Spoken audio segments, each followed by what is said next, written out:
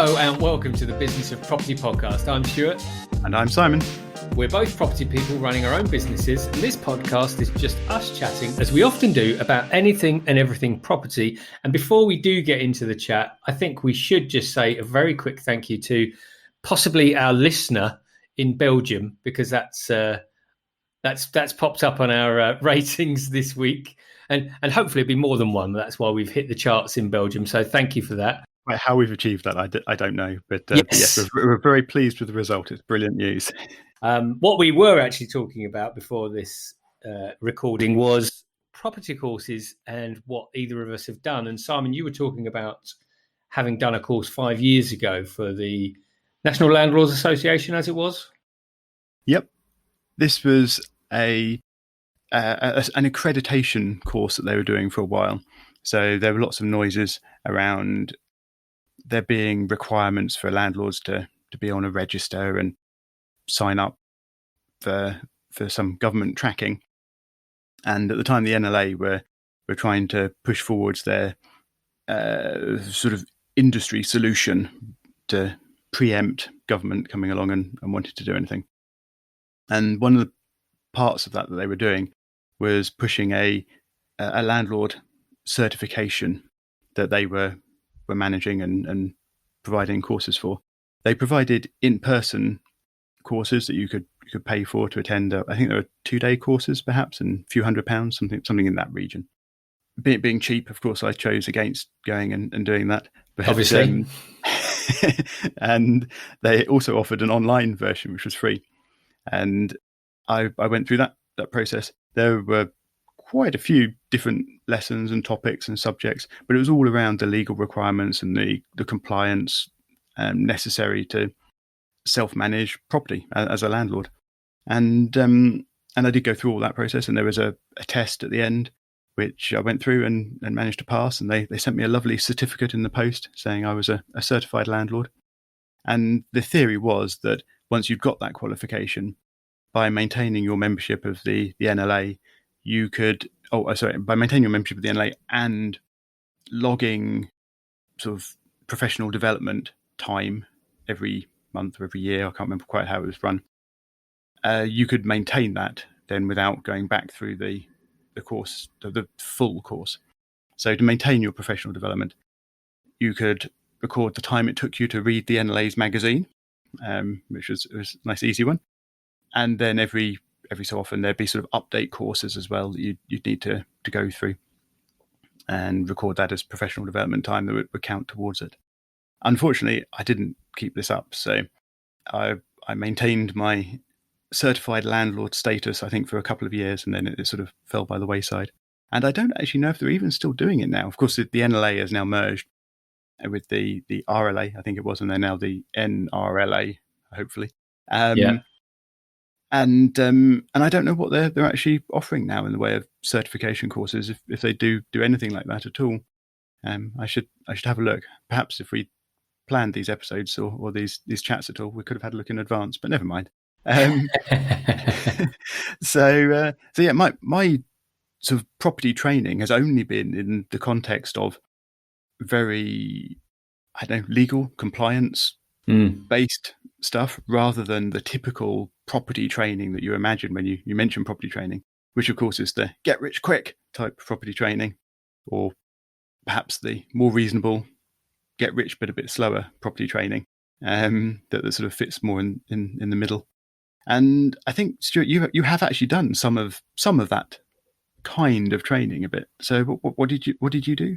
Yeah. Well, firstly, I just want to say I think the training you've done, I think is some of the most important training we could potentially do. I know from my own perspective, when I first started out, I wasn't interested. I thought I would just outsource all of the elements to letting agents, estate agents, and all of the other roles that we have in terms of the property. But I think I've come full circle now, and I realise it's still really important to understand what the rules and regulations are, at least at the highest level, so that we have some sort of cognizance. Yeah, I mean, in actual fact, some of the rules, although you can ask your letting agent or managing agent to look after the practicalities for you. Some of them you cannot pass the responsibility on. Ultimately, you remain responsible. So really, you have a legal requirement to check that your agent is actually performing those tasks appropriately, and if they're not, you're liable. Yeah. And if you haven't checked that they're doing it correctly, and they mess up, you're the one who gets into trouble, not them. That's it. The buck will always stop with us if we are the property owner, because it's incumbent on us.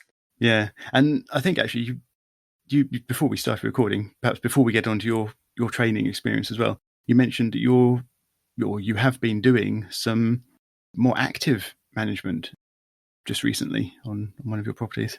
Yeah, so it's on the studio flat that we've got in Kingston. That was the property where, at the breakout of COVID, we had a disappearing tenant who's gone MIA, never to be seen again. But I'm sure he's safe and well. He left him and his partner left the studio flat in a reasonable state, so I think everything's okay. But that meant the property's empty. But we were going to sell it anyway, so it's on the market. But given that it's now been empty for a couple of months, we thought, why not just get someone in there for a short term, 3 to 6 months, which sits outside of the AST. It's more of a short term agreement, which I'm still looking at the details of.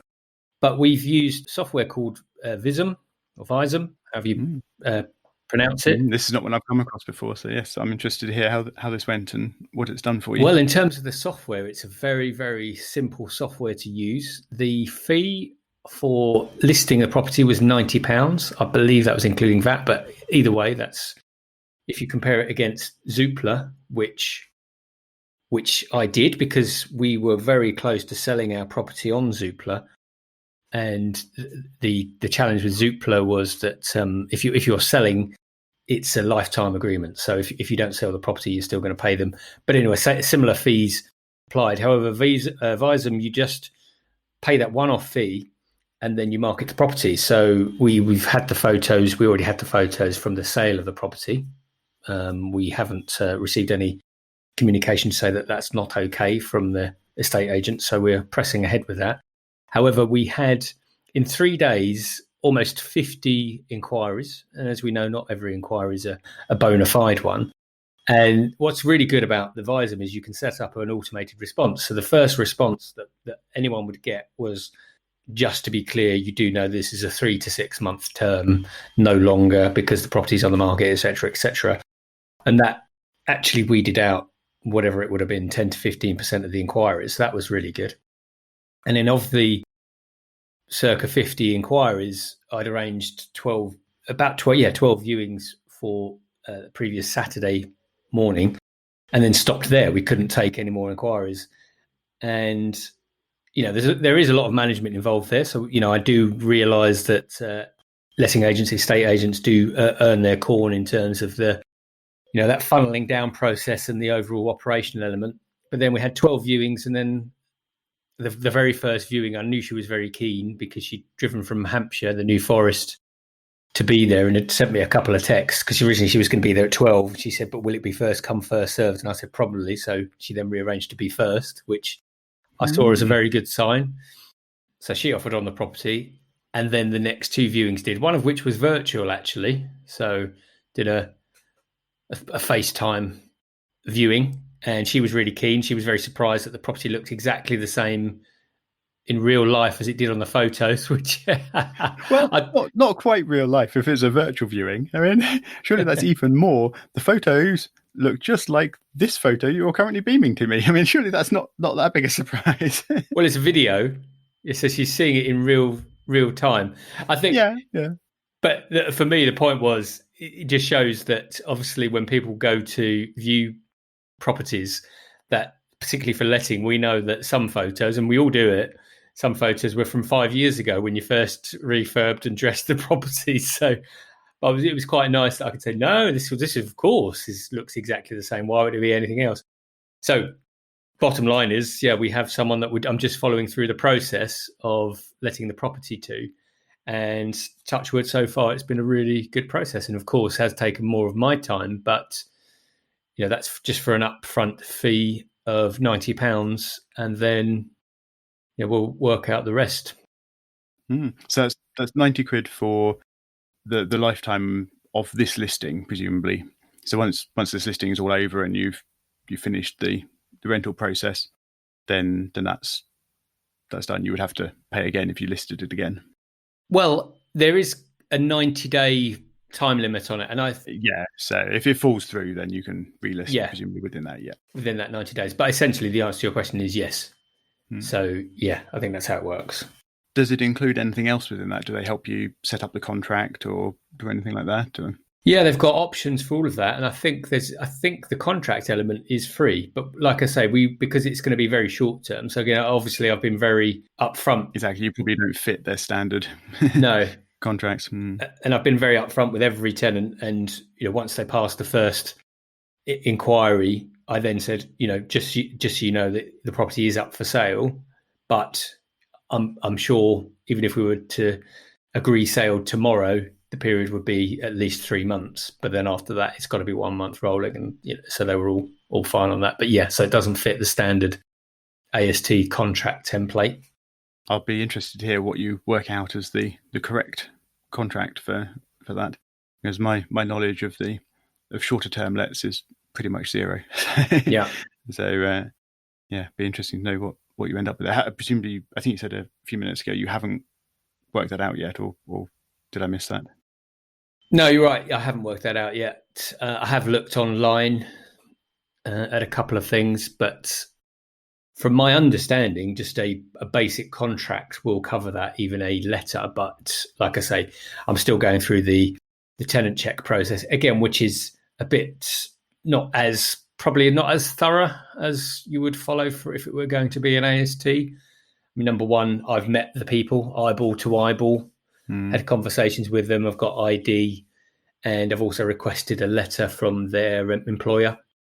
But are you doing the sort of credit checks, if you like, yourself then, rather than paying for someone else to do those? Well, I can do the credit check, but because this is short term, I'm asking for a month's deposit plus a month's rent up front.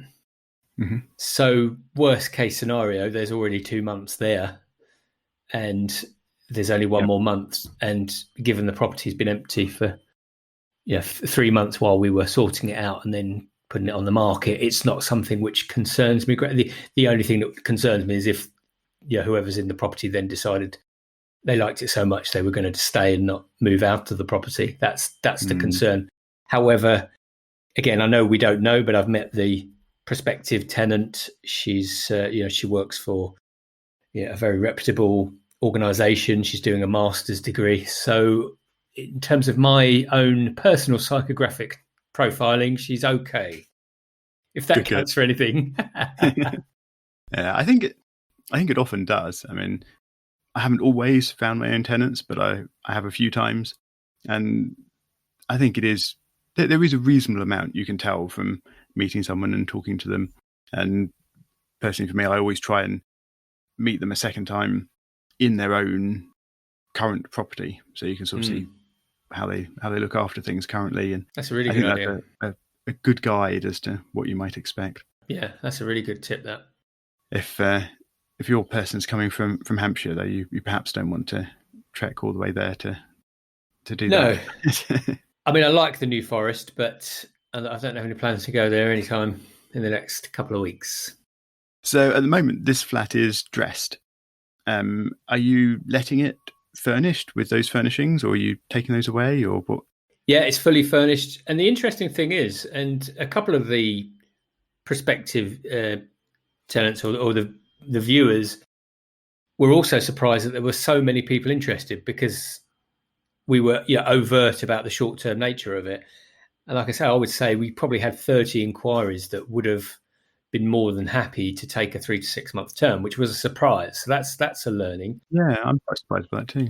And the reason is because a lot of them were in between things. So a lot of them were looking for properties. I'd say a large proportion, certainly the few that made offers, were in between looking to purchase a property.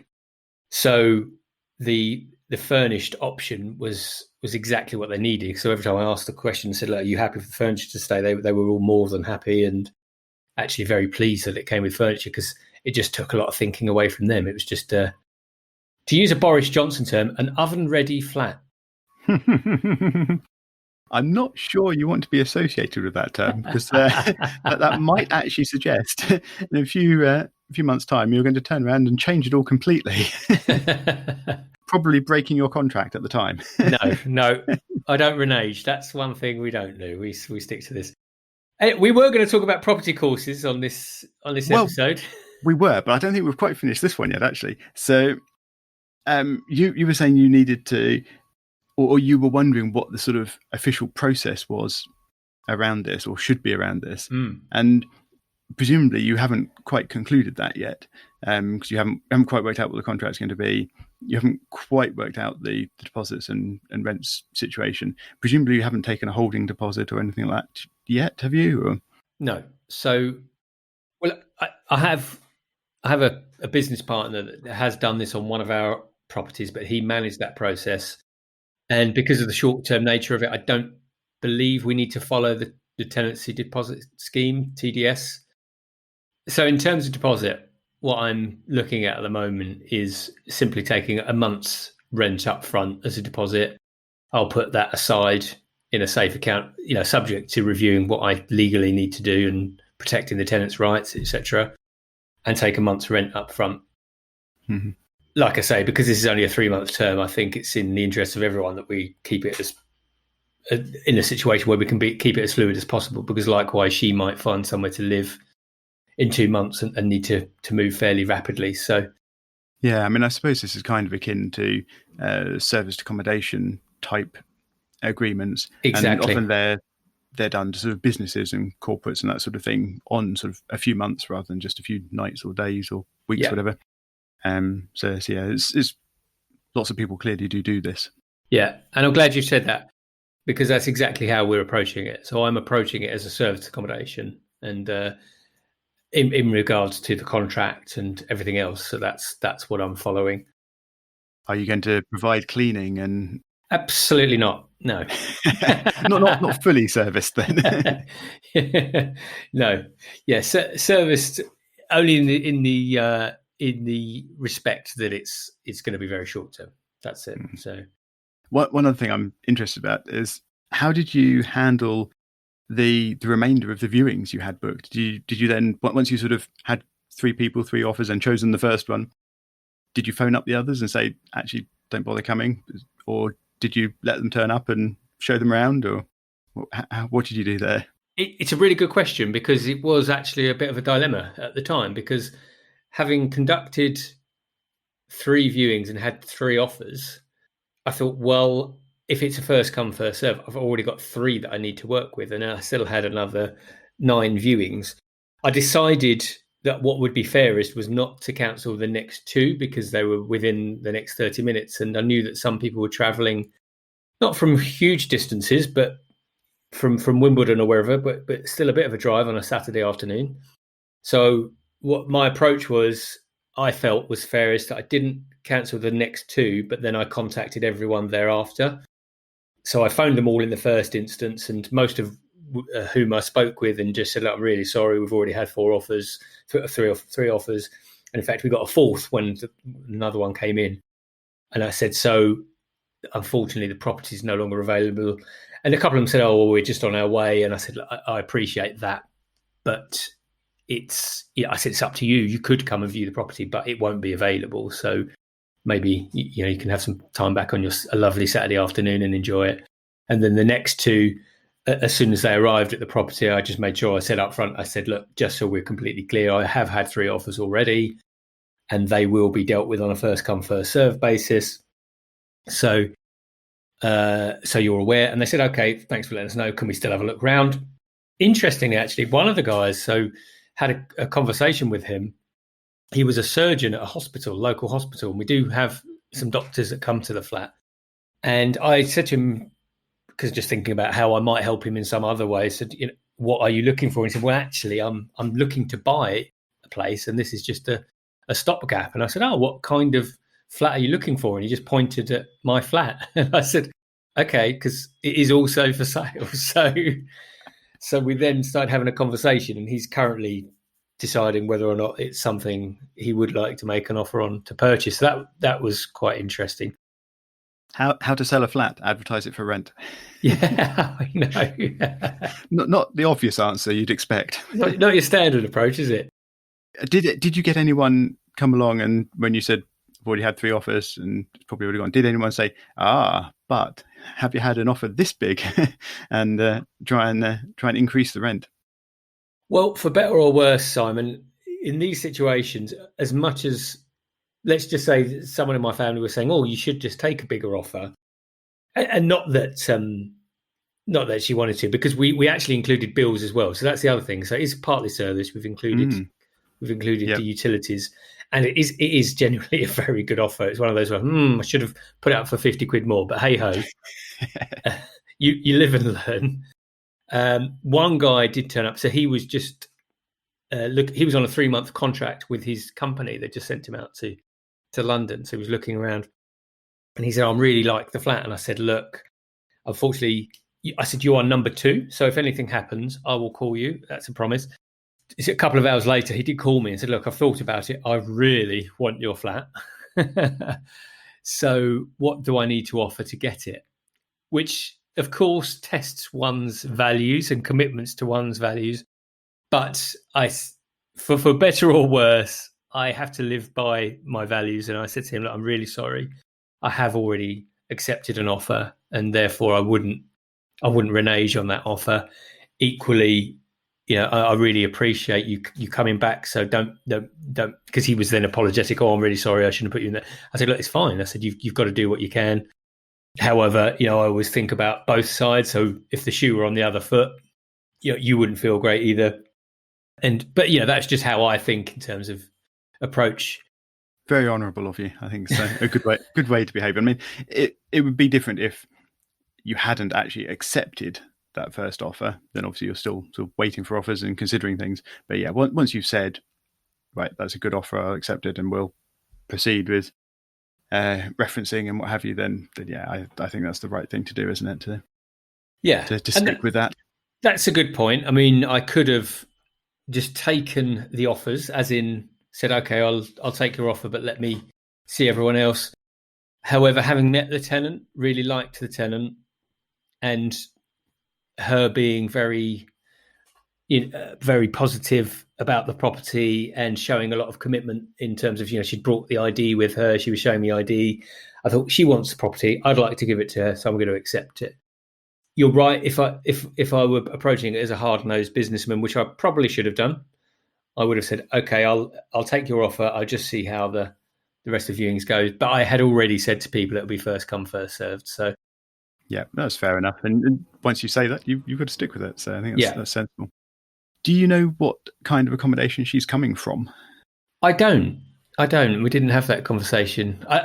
Sorry, I do. She's currently living with her mum. So essentially, she was at university in the Kingston area, and since lockdown, she'd moved back out and back home as obviously an interim solution, and then decided she wanted to buy. There might have been some other personal things going on, but I wasn't aware of. But I believed, that was the situation, and and having met her, more than happy to progress.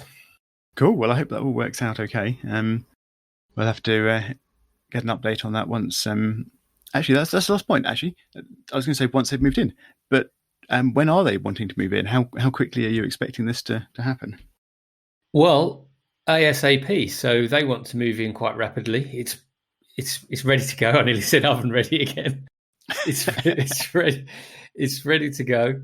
So I just want to make sure I've got this letter from the employer just to make me feel comfortable, and I do. I do already, but I thought, let's just follow some procedure. And once we've got that, I would imagine it'll be within the week. Cool. So hopefully it won't be too long before we can come back and get an update on how that's all going. So that'd be cool. Yeah, definitely. So we were supposed to be talking about property training in this episode, and we've kind of run out of time already. We have. So should we go for a really long episode, or should we park that for finishing the discussion next week? What do you think, Stuart? I think we're going to have to cliffhang it and go to next week. Excellent. Well, in that case, then, do you want to finish up for this week, Stuart? Yeah. Well, firstly, just thank you to everyone for listening to the show. We do appreciate your support, and it's great to see our listener numbers increasing. If you've got any feedback whatsoever, please do reach out to us. And you can also find all of the show notes and any links related to what we talk about on thebusinessofproperty.com. And thanks once again to our Belgium followers. We appreciate you. Until the next time.